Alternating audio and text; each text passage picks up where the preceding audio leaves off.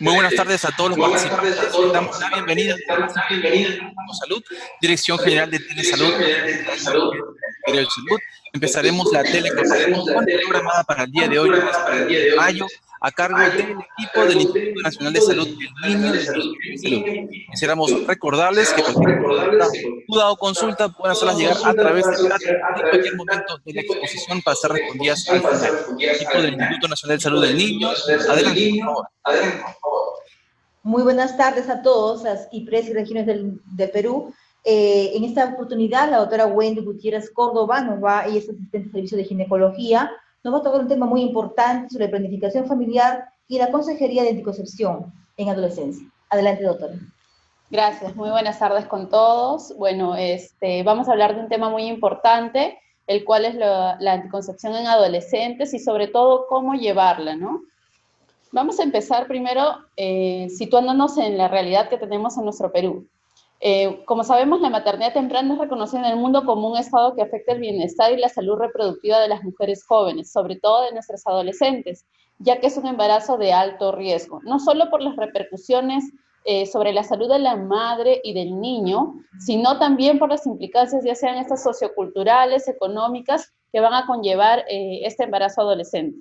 Para la Organización Mundial de la Salud, un embarazo adolescente es aquella gestación que ocurre durante los 2 primeros años de edad ginecológica, es decir, del inicio de la menstruación, o cuando la adolescente mantiene una total dependencia social y económica de parte de su familia parenteral, ¿no? En el caso de la OMS, considera un adolescente en aquellas niñas entre 10 y hasta los 19 años. Tenemos aquí un cuadro importante para ver qué es lo que está pasando.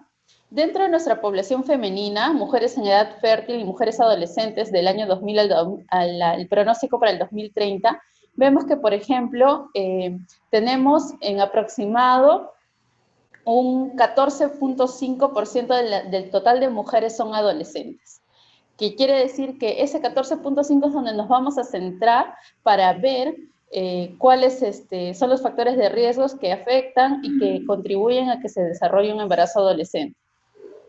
Supuestamente debe disminuir el número total de mujeres adolescentes por la disminución de la reproducción y fecundidad que se va a dar con los años. Sin embargo, hemos visto últimamente que a pesar de que tal vez hay menos adolescentes, igual el embarazo adolescente ha ido en incremento. Tenemos aquí, por ejemplo, en la línea celeste, el total de embarazos adolescentes o madres embarazadas de entre los 15 y 19 años hasta el año 2017. Y vemos que el total del porcentaje ha sido de 13,4%, superior al del año 2016, que se había logrado un 12,7%. Ahora, en la línea verde podemos ver el aspecto, lo que es la zona rural y la zona urbana en naranja. Como se darán cuenta, es prácticamente el doble en la zona rural. Quiere decir que nuestro mayor número de embarazos adolescentes se dan en zonas rurales o regiones indígenas. Aquí tenemos un gráfico que es, más que todo, llevarlo a la vista, más que leerlo en sí, para darnos cuenta que, por ejemplo, en la región Loreto llegamos a un 32% de embarazo adolescente, es decir, casi 3 a 4 niñas de cada 10, o adolescentes de cada 10, están embarazadas, ya son madres adolescentes o van a ser madres por primera vez durante su adolescencia. A diferencia de zonas urbanas como Lima, Arequipa o Moquegua, que han tenido mejores índices en el sentido de que el embarazo adolescente es menor.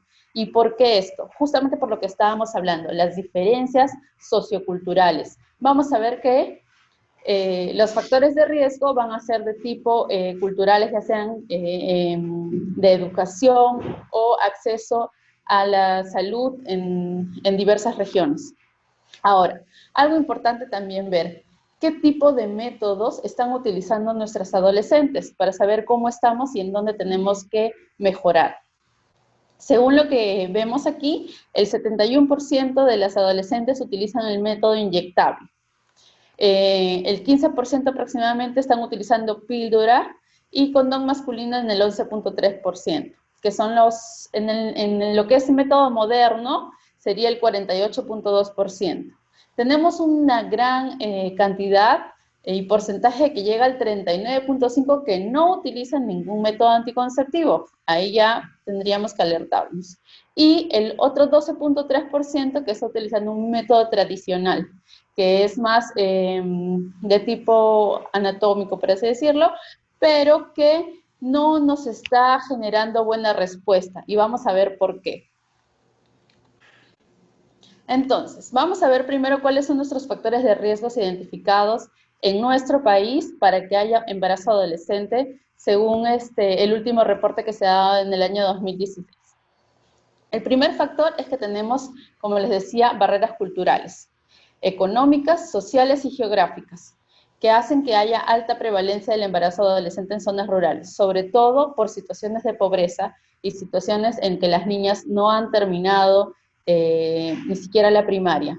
Vemos que dentro de los embarazos adolescentes de niñas que no han terminado la primaria, las que han terminado secundaria y las que han llevado ya o han iniciado algún tipo de educación superior, el gran porcentaje se ve en niñas que no han terminado ni siquiera la primaria o no han llegado a la secundaria, llegando a ser casi el 41-42% de nuestra tasa de embarazos adolescentes. Es decir, tenemos que tener adolescentes educadas, niñas y adolescentes educadas. Niñas y adolescentes educadas, menor tasa de embarazo adolescente. Luego, la deserción escolar que está acompañado justamente a esto.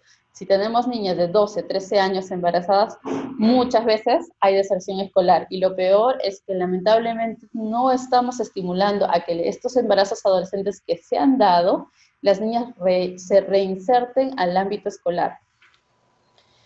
Luego tenemos en el factor 3 la mayor vulnerabilidad y discriminación de niñas y adolescentes indígenas en lo que son zonas rurales. Debilidad en la implementación de políticas de salud que nos lleven a un enfoque de género. Interculturalidad y también lo que es actitud permisiva ante los casos de violencia sexual. ¿Qué vemos acá? Uno, tenemos niñas a veces indígenas con un idioma natal como el aymara, como el quechua, que no logran tener la accesibilidad para poder recibir una educación sexual, para poder llevar una consejería de planificación familiar o de sexualidad. Eso nos limita mucho con estos pequeños. Luego lo otro es que tenemos zonas, por ejemplo en Loreto, como veíamos que llegan al 32%, en que estamos teniendo inicios de relaciones sexuales a los 11 o 12 años, lo cual también nos da un problema muy grande, porque ya tenemos no solamente inicios de relaciones sexuales tempranas, sino también relacionado a lo que es abuso y violencia sexual, que tampoco a veces se está viendo por el lado, no, es que la niña empezó muy temprana edad las relaciones sexuales, pero no nos estamos dando cuenta que esa pareja de esa niña de 12 años tiene más de 18 y eso ya es un delito. Luego lo otro es el limitado acceso a métodos modernos de planificación familiar, a pesar de que es fundamental para prevenir los embarazos y mortalidad materna en la adolescencia, teniendo en cuenta además el inicio de relaciones sexuales que cada vez es más temprano, como les comentaba, a predominio de la región rural. Tenemos aquí un título bastante difícil para nosotras las ginecólogas aceptar, lo que son niñas madres. Si se dan cuenta en este cuadro que tenemos de aquí en lo que es embarazo adolescente entre el 2011 y el 2017, hemos separado a niñas menores de 15 años y niñas mayores, adolescentes también, pero entre 15 y 17 años. Hemos tenido, según lo que vemos aquí, es un total de 14.325 partos atendidos en niñas menores de 14 años, claro, 14 o menos años, no adolescentes de esa edad. Y sin contar aquí, porque estas son niñas que han dado a luz, sin contar todos los abortos que se han dado en el caminar de estos embarazos adolescentes. Esta información importante de la RENIEC, que también logré sacar, es justamente esto, ¿no? Que en el año 2015, por ejemplo, se registraron 1.538 recién nacidos cuyas madres tenían entre 11 y 14 años. Y cuando el 71% de los padres de estos niños eran personas mayores de edad.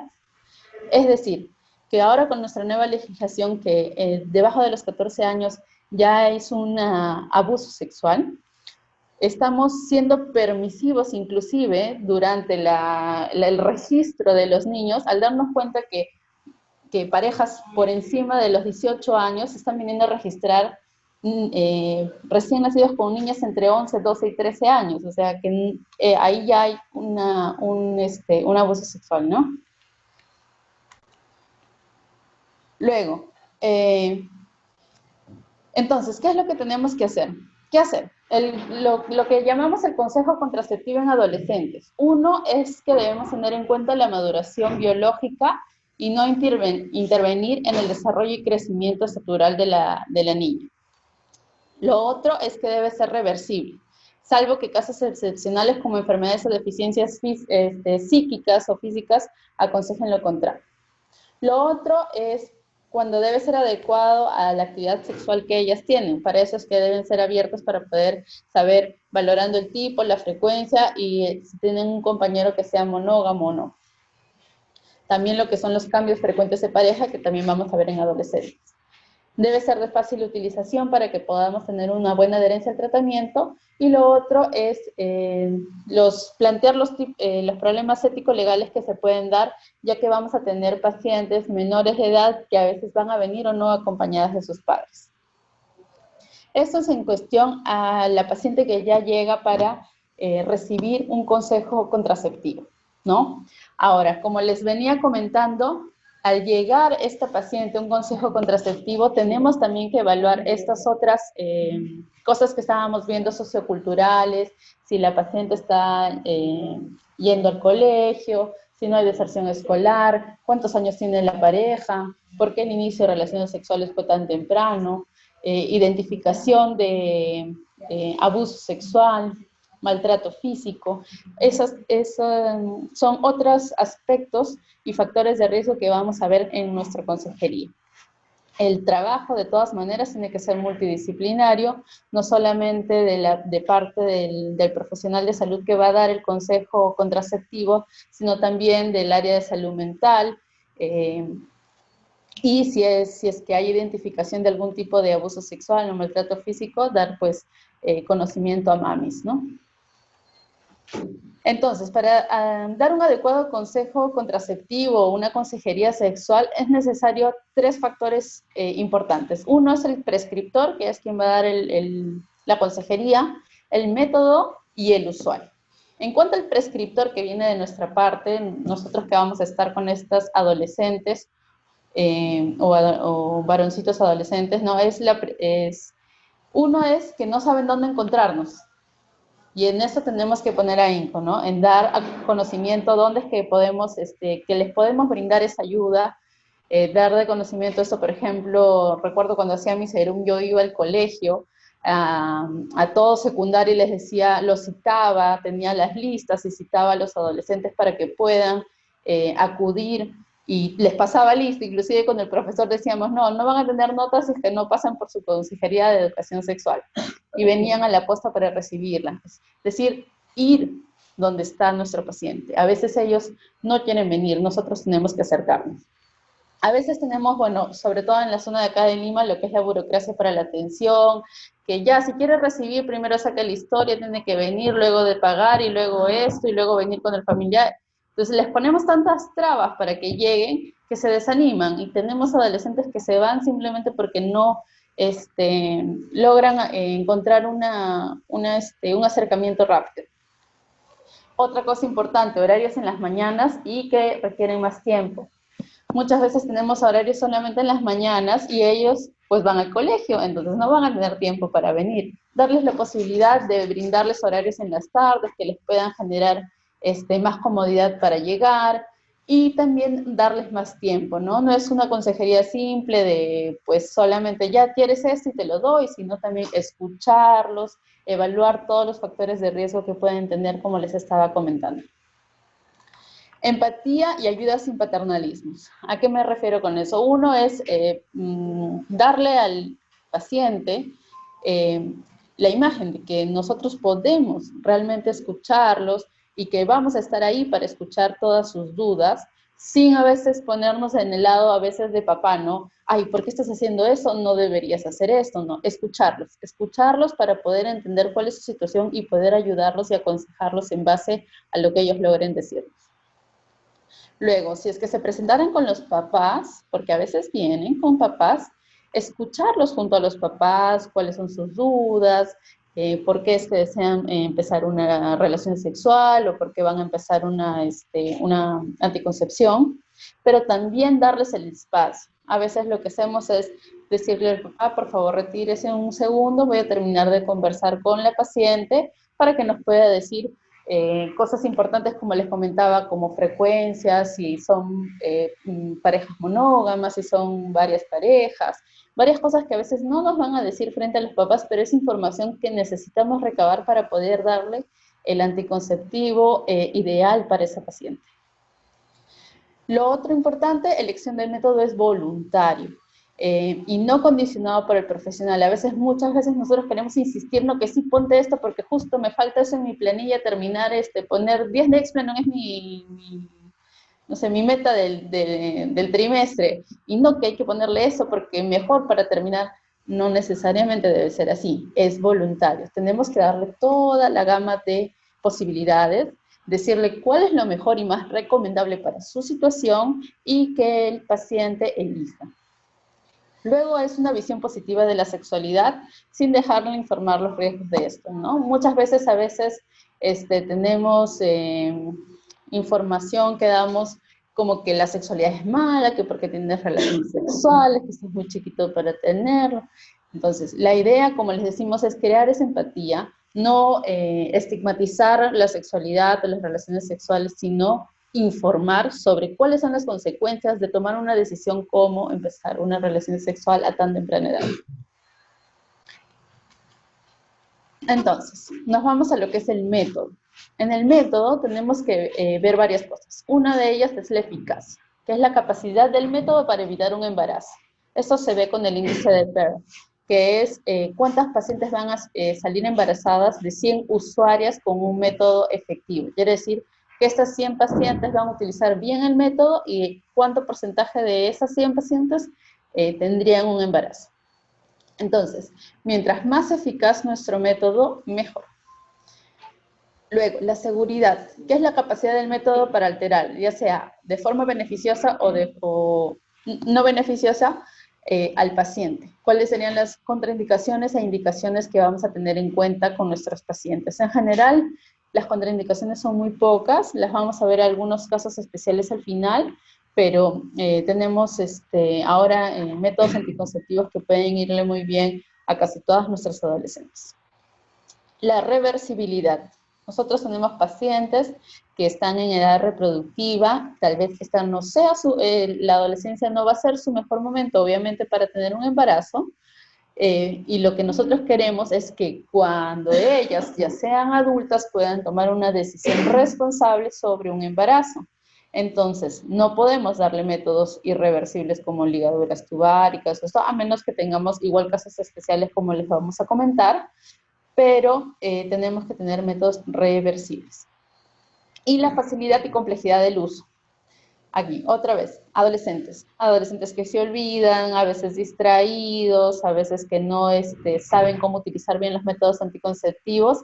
Tenemos que tener mucha técnica con ellos para poder enseñarles cómo utilizar el método anticonceptivo y cómo ver que haya una buena adherencia al tratamiento. Para eso tenemos que tener en cuenta en qué año están del colegio, hasta qué año han llegado. Muchas veces tenemos analfabetismo, niños solo con primaria, que realmente no saben ni leer y no vamos a poder decirles algunas indicaciones si es que no somos muy específicas, ¿no? Ya, entonces, con estos requisitos que ya hemos visto sobre lo que es el prescriptor y los métodos anticonceptivos, vamos a ver que los métodos se clasifican en 4 categorías para los que son los adolescentes. Los recomendables, que incluyen los preservativos y anticonceptivos orales, parches y anillo. Ahora, dentro de los recomendables se ha ingresado también lo que son los anticonceptivos de larga duración, como el DIU con levonorgestrel y los anticonceptivos de depot de gestágenos como el Nexplanon o los implantes subdérmicos. Los aceptables, que también tenemos ahí el DIU, diafragmas, espermicidas y anticonceptivos de POD. Los poco aceptables, que son los métodos quirúrgicos y naturales, justamente por los factores de riesgo que tenemos, y los anticonceptivos de emergencia, que es una anticoncepción postcoital de emergencia. En cuanto al usuario, que es nuestro adolescente, ¿qué factores dependientes del usuario tenemos? Uno, su edad, que la anticoncepción hormonal, importante esto, la anticoncepción hormonal puede instaurarse tras la menarquia sin afectar el crecimiento y desarrollo de la paciente. A veces, muchas veces, las mamás dicen, pero si le pones el anticonceptivo ya no va a crecer, seguro se va a quedar chatita, que no sé qué. No, su crecimiento va a seguir totalmente igual. No le va a afectar en nada una anticoncepción hormonal. El grado de maduración psicológica. Para esto es la motivación que tiene el paciente de por qué quiere buscar un método anticonceptivo. El cumplimiento que vemos en cuanto a ese paciente para realizar, para tener este método, si él realmente se conoce, sabe que va a cumplir, que se va a acordar de la pastillita, ¿no? Y el control que se va a tener, ¿no? Ver si por ejemplo, nos identificamos que es un paciente o papás que a veces se pierden mucho de la consulta, ¿no? Si están viniendo o no a los controles. Actividad sexual. Preguntar, por ejemplo, si hay realmente coito, porque muchas veces no hay un inicio de relaciones sexuales del todo, ¿no? Edad de inicio de relaciones sexuales, la frecuencia, la estabilidad que tienen con la pareja, si hay la participación de la pareja durante la consejería de anticoncepción y el número de parejas sexuales que ha tenido nuestro usuario. La aceptabilidad, que es más compatible con lo que son las normas de confesiones y creencias. Como les decía, estos chicos son autónomos, van a saber de forma voluntaria aceptar el método anticonceptivo. Si tenemos una paciente que por creencias, por otras cosas, no desean un método anticonceptivo de tipo moderno, a veces que quieren uno de tipo natural, etc. Hay que saber guiarlas sin presiones, sin prejuicios.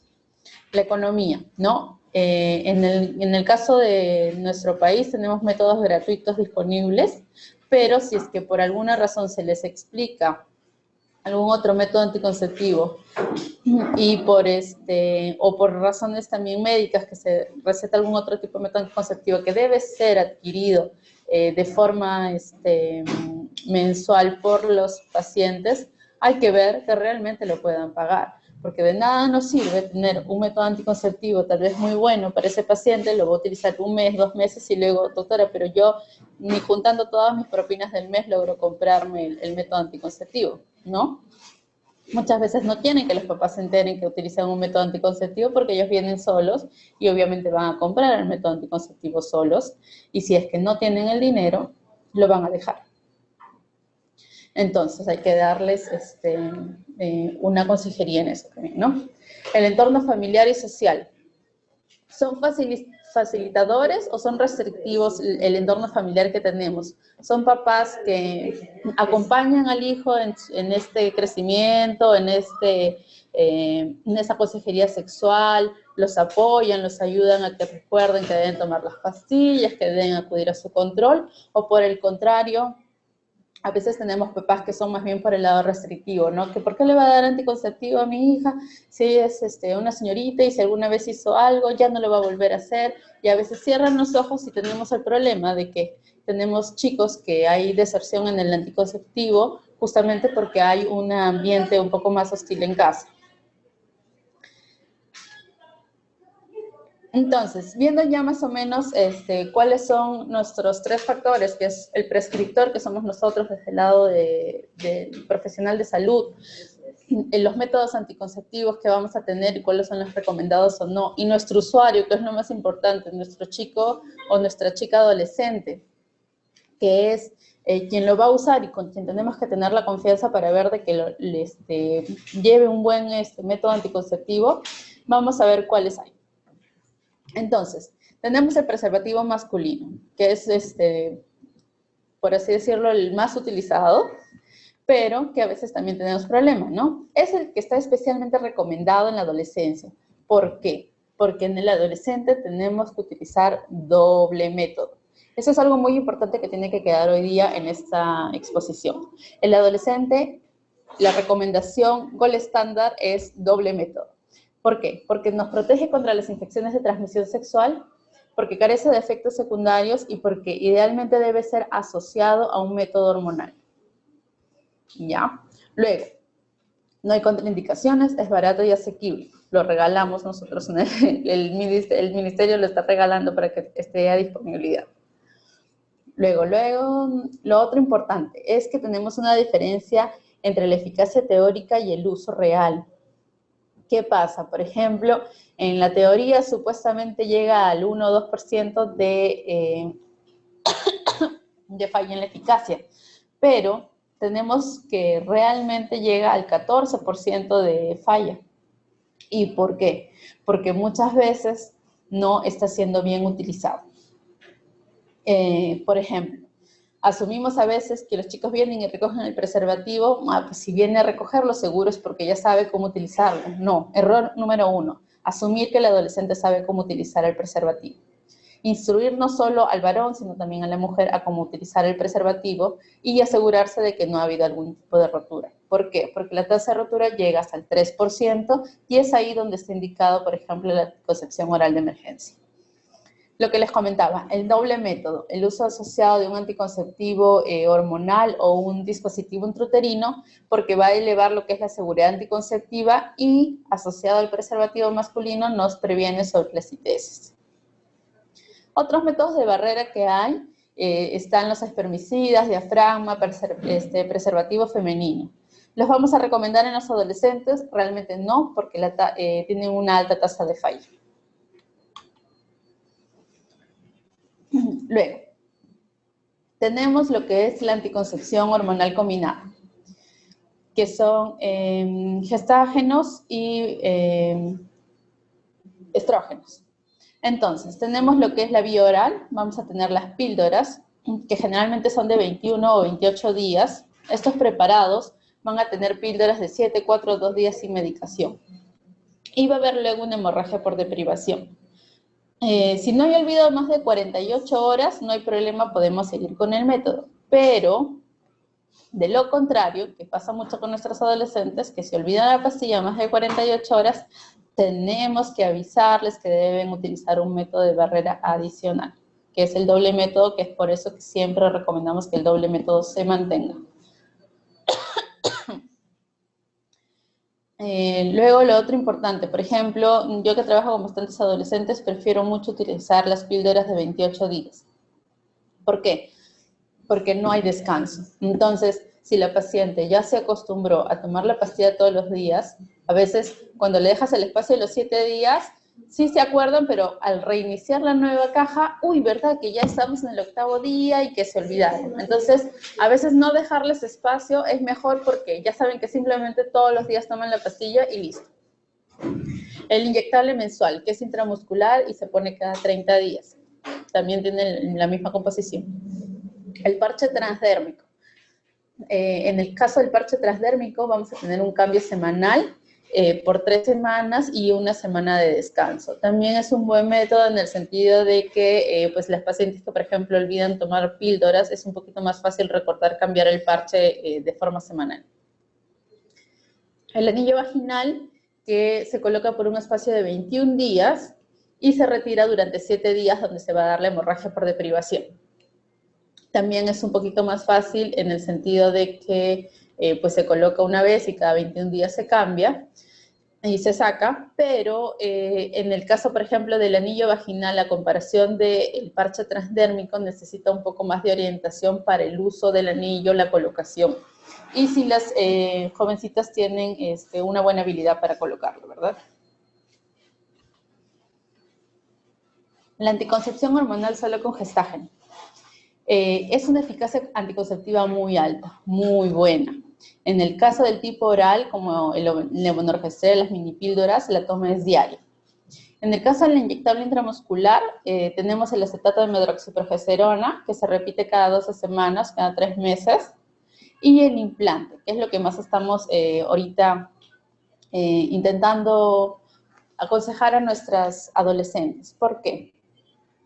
Porque, como les decía, es una anticoncepción, una eficacia anticonceptiva muy alta, dura 3 años. La colocación es una colocación que, bastante fácil para el profesional de salud después de una capacitación básica. Y se puede utilizar el doble método con el método de barrera y va a aumentar aún más nuestra protección para ITS. En el caso del DIU, que es el dispositivo intrauterino, vamos a tener de 2 tipos. Puede ser con levonorgestrel.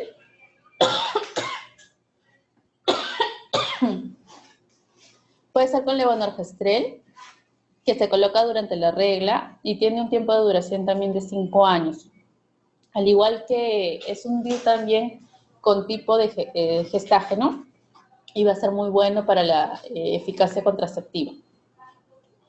Y el DIU de plato cobre, que sí a veces nos puede producir un poquito de aumento del sangrado y la dismenorrea.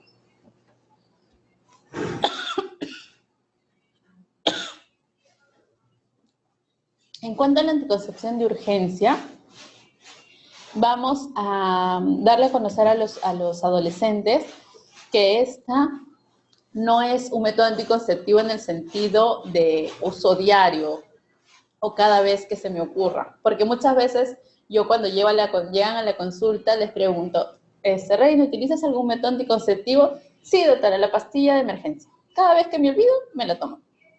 Eso no es así. Justamente, ¿no? Enseñarles que es una anticoncepción de urgencia. No, que debe ser utilizado solamente en los momentos indicados. Por ejemplo, si realmente utilizo un método anticonceptivo de barrera y, por ejemplo, se dio la rotura como les comentaba, yo sé utilizarlo, verifico que no se haya roto el preservativo y, ok, veo que hay una rotura de preservativo, recurro a una anticoncepción de urgencia, pero no como una salida ante una falta de consejería sexual, ¿no? Ahora, otra cosa importante de decirles, ¿no? Que solo te protegen de un coito muy frecuente. Se da la eficacia del 95% dentro de las primeras 24 horas y llega solo al 58% después de las 72 horas. ¿Cuál va a ser el mecanismo de acción de este? Es sobre todo la inhibición y retraso de la ovulación. Entonces, en cuanto a adherencia al tratamiento.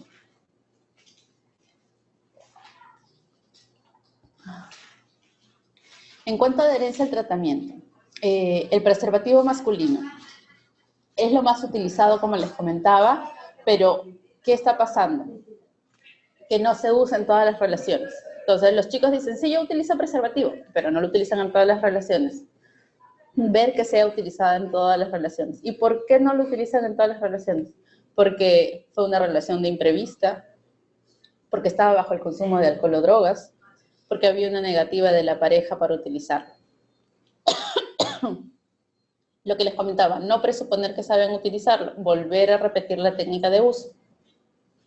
Y erradicar mitos, por ejemplo, como que si lo utilizas vas a sentir menos placer, o solamente se utiliza cuando no estoy con mi pareja habitual, o sea, con la otra chica o con las múltiples parejas, pero con la novia de siempre, no, con ella no necesito utilizar. No, como les decíamos, doble método siempre para los adolescentes. Siempre utilizar método de barrera, idealmente asociado a un método anticonceptivo hormonal. Luego, ¿qué otro problema en lo que es adherencia al tratamiento con los anticonceptivos? Tenemos en la última, la INEI sacó que de las adolescentes que utilizan métodos anticonceptivos hay un promedio de olvido de 3 veces por mes. Quiere decir que, como les decía, si 48 horas no se ha utilizado el método anticonceptivo, hay que adherirlo a un método de barrera o porque puede haber ineficacia, ¿no? Y lo otro es ceses y reinicios sin periodos de uso anticonceptivo. Utilizan 2, 3 meses, no fueron al control, dijeron, ay, no, este mes ya no lo utilizo, vuelven a reiniciarlo, no lo reinician en el momento adecuado, o en ese periodo de cese y reinicio quedaron embarazadas o no utilizaron otro método anticonceptivo como los métodos de barrera. Y volvemos a caer en embarazos adolescentes por no llevar un buen control y seguimiento.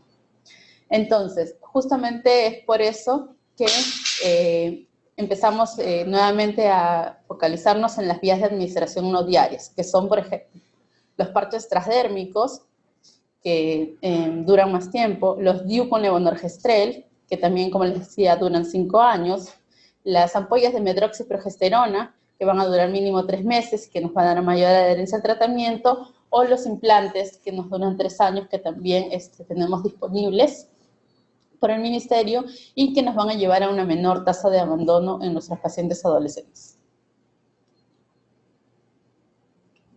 Casos especiales. Siempre hay que tener en cuenta que no todos los adolescentes son iguales. La gran mayoría van a ir dentro de estos anticonceptivos que hemos visto, ¿no? Pero sí vamos a tener algunos casos especiales en los cuales detallar un poquito más. Uno de ellos es la obesidad. Ahora que también tenemos en general la obesidad en nuestro país, índices de masa corporal por encima de los 35 dan mayor riesgo de tromboembólico en nuestras pacientes. Por eso es que generalmente en estas adolescentes con obesidad preferimos utilizar métodos anticonceptivos de tipo gestágenos, pero no el inyectable. ¿Por qué? Porque tienden a subir un poquito más de peso inclusive y vamos a ver lo que es mayor obesidad. Entonces, ahí podemos utilizar un DIU con levonorgestrel, podemos utilizar, por ejemplo, un transdérmico o un subdérmico inyectable en el bracito. Luego, en el caso de las pacientes que utilizan, por ejemplo, parche, que es un anticonceptivo oral combinado, hay el reporte de que se disminuye la eficacia cuando la paciente pesa por encima de 90 kilos, también asociado a obesidad. Entonces, en pacientes también con obesidad, no utilizar el parche transdérmico, ¿no? En el caso de pacientes que, por ejemplo, tienen antecedente de epilepsia, sabemos que los tratamientos antiepilépticos pueden bajar la eficacia del método anticonceptivo oral combinado. Por eso es que en pacientes adolescentes y sobre todo con epilepsia se les recomienda que utilicen un método de barrera adicional. ¿Por qué? Uno, porque pues, va a proteger de la eficacia que va a disminuir, pero sin embargo el método anticonceptivo oral combinado, los combinados en general, mejoran muchas veces la sintomatología de la epilepsia. ¿Por qué? Porque a veces tenemos pacientes con epilepsia que justo tienen crisis premenstruales por el cambio hormonal y el tener ciclos anovulatorios con nuestros anticonceptivos mejora la sintomatología. Pacientes con diabetes, a veces dicen, no, a las diabéticas le doy o no le doy. No hay ningún problema. Podemos dar anticonceptivos orales combinados a nuestras pacientes diabéticas, siempre obviamente en tratamiento multidisciplinario con endocrinología para ver que estén que se esté llevando bien el control de la diabetes, pero no hay ningún problema para los métodos anticonceptivos. Pacientes con alteraciones tiroideas. En ellas se recomienda más bien métodos anticonceptivos orales combinados, justamente porque las alteraciones tiroideas tienden a ser hipermenorreas, oligomenorreas, ¿no? Que nos van a dar trastornos del ciclo menstrual y los anticonceptivos combinados nos van a llevar a ciclos más regulares. Pacientes con trastornos alimenticios. En el caso de ellas, o pacientes que también son deportistas calificados que tienden a hacer amenorreas de tipo hipotalámicas, es mejor llevarles anticonceptivos orales combinados. Pacientes discapacitados, aquí un poquito en lo que eran los casos especiales. Por ejemplo, tenemos pacientes con trastornos de salud mental que les dan una discapacidad para un manejo y muchas veces son más vulnerables para lo que es abuso físico, sexual. En estas pacientes sí habría que hacer una evaluación multidisciplinaria, no solo por nosotros, sino por salud mental, para la posibilidad de instalación de un método anticonceptivo no reversible. Ahí sí cabe la posibilidad de que haya un método no reversible, justamente porque sería un embarazo muchas veces producto de algún tipo de abuso sexual o porque la mamá no podría cuidar, ¿no? La mamá generalmente una paciente que es dependiente parenteral total. En las pacientes con talasemia, anemias ferropénicas y anemias de células falciformes, hay mucho beneficio en el uso de anticonceptivos orales combinados o con solo gestágenos, porque vamos a tener ciclos bastante regulares, de poco sangrado, inclusive con los gestágenos menor sangrado, lo cual nos va a ayudar a manejar mejor este tipo de enfermedades. Bueno, eso es sobre todo lo que quería conversarles sobre lo que es anticoncepción con adolescentes y reforzarles la idea de la doble anticoncepción, por método de barrera y asociado a un método anticonceptivo hormonal. Gracias.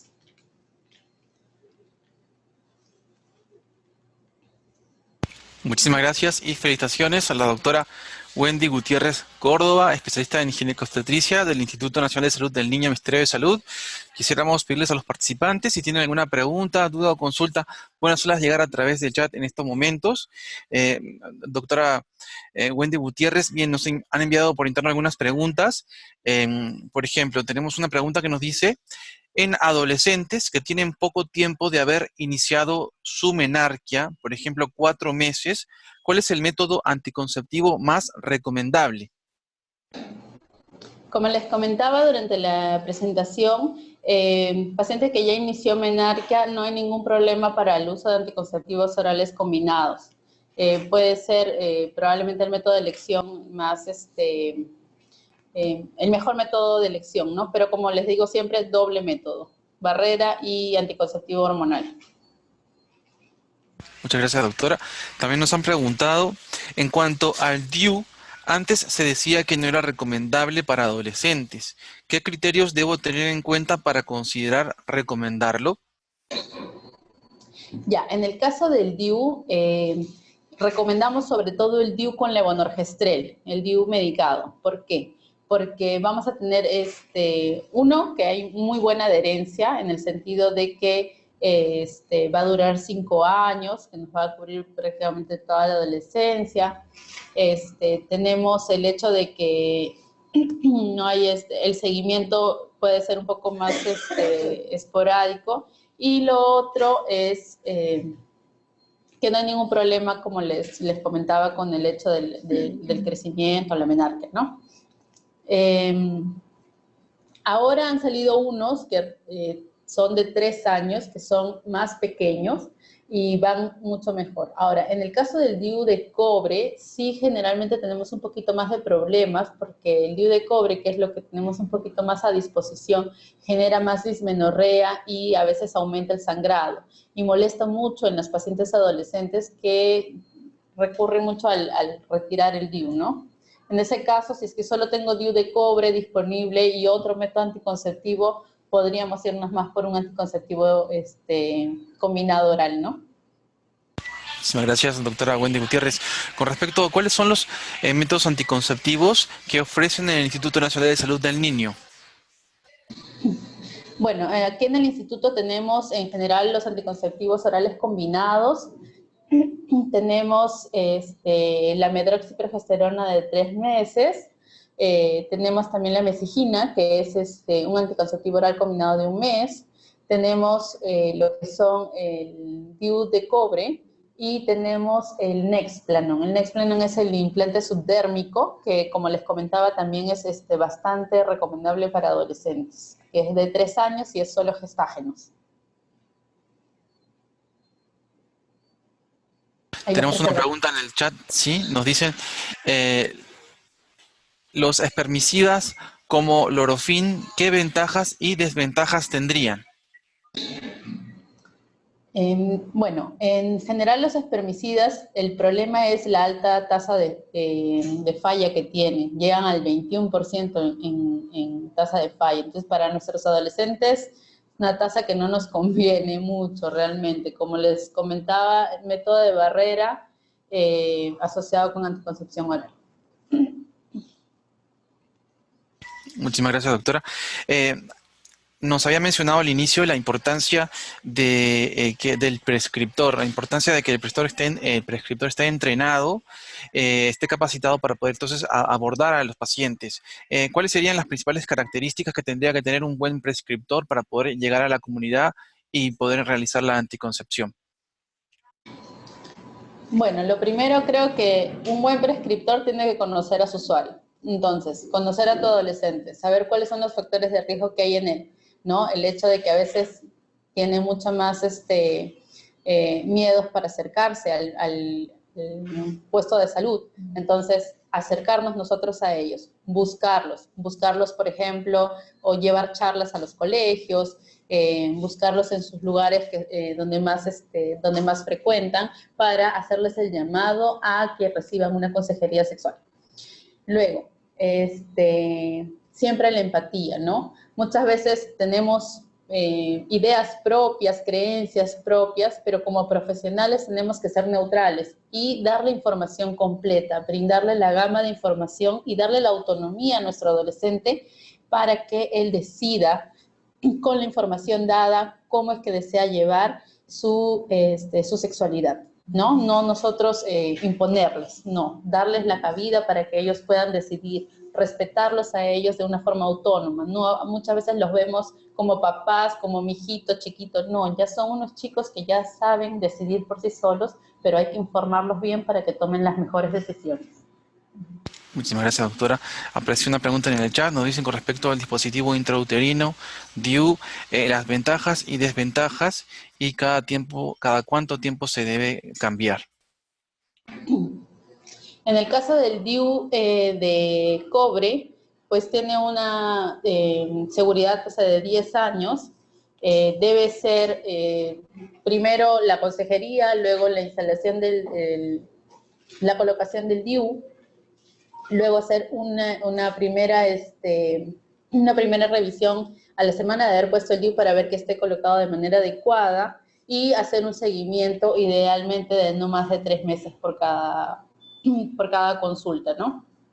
De todas maneras, como les comentaba, seguir reforzando en las consejerías, sobre todo con los adolescentes, del uso del doble método, porque a veces pues ponen el DIU y dijeron, no, ya, como ya lo tengo puesto, me olvido, ¿no? Y no regresan a consejería y hay que seguir haciendo un seguimiento para prevenir enfermedades de transmisión sexual. Así es, doctora, muy importante. Entonces está comprometido el personal de la salud a hacer un seguimiento y llegar entonces a la comunidad. Licenciada Yalina, ¿alguna pregunta para la doctora Wendy Gutiérrez? Sí, antes que nada agradecer a la doctora Wendy Gutiérrez del Servicio de Ginecología por un tema tan importante que es la planificación familiar en el tema del grupo adolescente, que es un grupo vulnerable, porque así evitaríamos pues tanto lo que es a nivel mundial, dice según las estadísticas, 47.000 muertes por abortos clandestinos anualmente en mujeres adolescentes, ¿no? Entonces, un tema muy, muy importante y así pues trabajar sobre ello y más adelante una charla más amplia, ¿no? Sí, claro que sí. Ok, muchísimas gracias, doctora Wendy Gutiérrez, y muchas gracias, doctora Ortega. Gracias a ustedes. Muchísimas gracias. Doctora, ¿algunas recomendaciones finales para todo el personal de salud, principalmente la atención primaria en salud, sobre este tema tan importante? Sí, bueno, recalcar nuevamente lo que les digo, la empatía del prescriptor, formarnos, capacitarnos para cada vez poder acercarnos más a nuestros adolescentes y tener más llegada con ellos, hacer un seguimiento, ayudarlos a hacer un seguimiento, ¿no? Acompañarlos durante toda su adolescencia con estas consejerías de planificación y de sexualidad. Y lo otro importante, doble método, por favor, doble método con ellos. Siempre recalcarles que no es solamente el embarazo. Muchas veces lo más feo de una relación sexual puede ser infecciones de transmisión sexual. Adolescentes con VIH, que es lo que queremos evitar, ¿verdad? Muchísimas gracias y felicitaciones, doctora Wendy Gutiérrez Córdoba. La esperamos en próximas telecapacitaciones. Un gran saludo para usted, la licenciada Yalina, y a todo el equipo del Instituto Nacional de Salud del Niño. Hasta pronto. Muchas gracias. Gracias.